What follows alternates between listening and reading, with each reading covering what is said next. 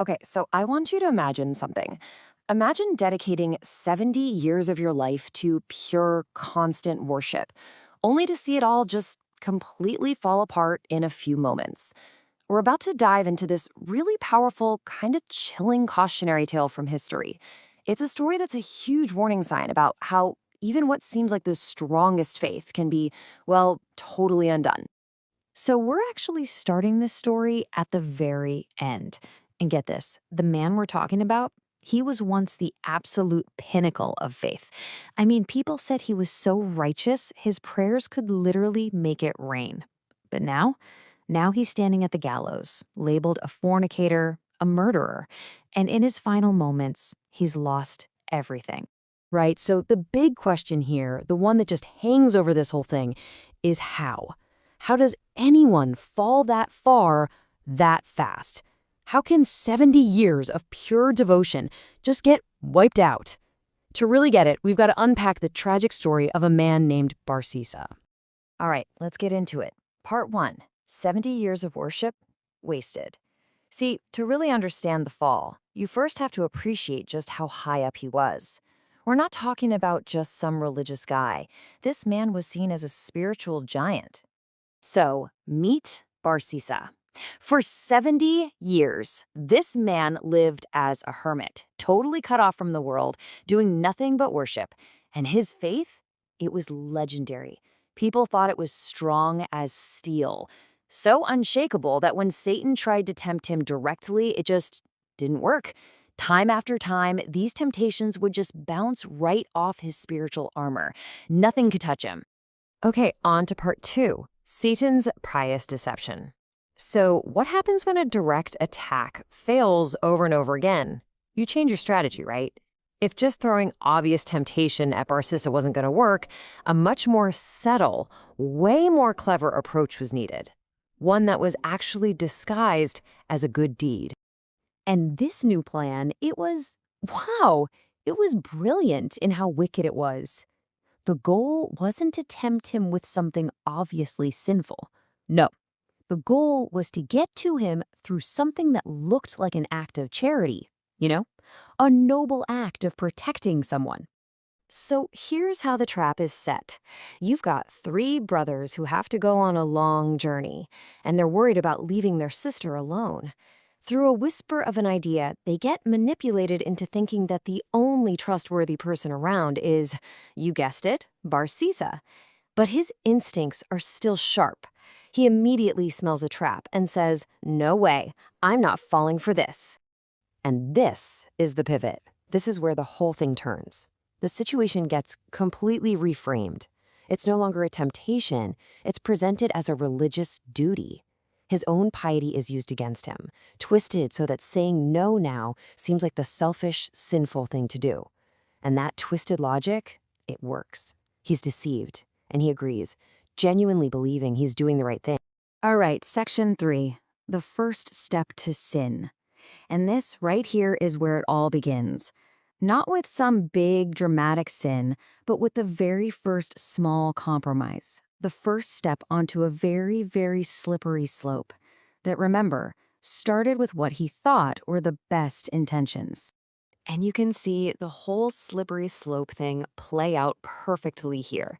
Every single step seems so small, so logical on its own. First, he's just leaving food outside her door. Totally fine. Then, for her privacy, he places it just inside the door.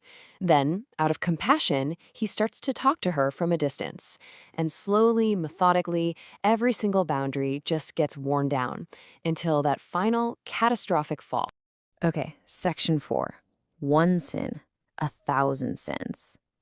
And if you thought that was bad, things are about to get a whole lot worse. Because after that first major sin, the whole situation just spirals into this horrifying chain reaction, and the fear of being shamed becomes way more powerful than the fear of God. The consequence of that private sin is now a very public problem. The woman becomes pregnant. The evidence is undeniable. And his terror, it's not really about the sin anymore. It's all about being exposed. His entire 70-year reputation is hanging by a thread. And this is where the downfall just goes into overdrive. To cover up the first sin, he's told to commit murder, a double murder. Then, to cover up that, he has to build this whole elaborate lie. Think about that. The once pious man is now a murderer and a liar, all to protect his public image. He chose fearing people over fearing his creator. And that brings us to section 5, the final prostration to Satan. But the mastermind behind this whole thing? He wasn't done yet. After setting the trap and coaching the cover-up, he was now ready to play his final card, becoming the star witness. So the truth has to come out, and it does in the most undeniable way possible. He appears to all 3 brothers in an identical dream, telling them exactly where their sister's body is buried. I mean, there's no way that's a coincidence, right? They know something is terribly, terribly wrong. And just like that, it's over. The brothers find the body, the truth comes out, and all that love the public had for him, it turns instantly to rage. His 70 years of worship, forgotten. He's found guilty and sentenced to die in total disgrace. So there he is, at the gallows. The noose is literally around his neck. And in that final moment, Satan appears one last time with one final desperate deal. Basically saying, hey, I'm the only one who can get you out of this. All you have to do is give me one thing you've only ever given to God. Just prostrate to me, just once. And in that moment of absolute desperation, clinging to any hope of survival, Barsisa does it. He gestures his prostration. And the second he does, Satan hits him with this quote from the Quran, basically saying, I've got nothing to do with you, reveals his true nature, and vanishes. See, the goal was never just to take Barsisa's life, it was to take his soul. And in the end, he got it. Okay, let's wrap this up with Section 6, Lessons from Barsisa's Story. So why are we talking about this pretty grim story? What's the point? Well, because it's basically a living warning, and it's packed with lessons that are so relevant, even for us today. There are some really key takeaways here. First, just being pious isn't a guarantee you won't fall. It's a huge reminder that you always have to be humble. Second, the path to total disaster almost never starts with a giant leap. It starts with those small, justifiable, harmless steps. And third, it's a massive lesson that the sins you think you're committing in secret, they're never really secret, and they can absolutely eat you away from the inside. And look, the importance of this story is just undeniable. This isn't some random folktale. It's considered so significant that it's actually referenced right there in the Quran, saved forever as a warning for every single person for all time. And that really leaves us with one final, pretty sobering thought to chew on. Barsisa's downfall didn't start with murder. It started with one tiny compromise that he honestly thought was a good deed. So it kind of forces us to look at ourselves and ask, what are the small steps, the little compromises in our own lives that we're justifying?